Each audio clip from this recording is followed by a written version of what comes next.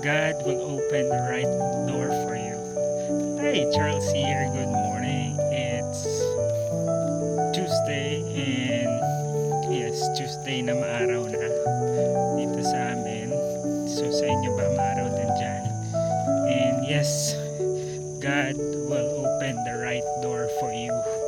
And you'll understand why other door stay closed. So, di ba nag-wonder ba kayo ba't kaya minsan yung kahit anong push mo sa mga bagay-bagay pero hindi talaga mag-work.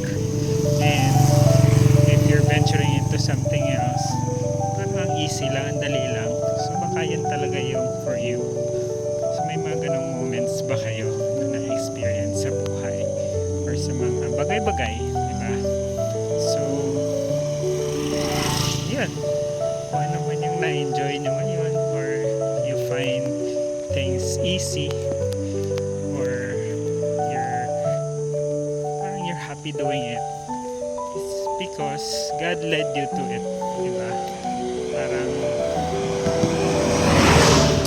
ano naman yan kung you feel like yung parang mabigat or hindi maganda, know the fact na andyan ka, you're exactly where you're meant to be.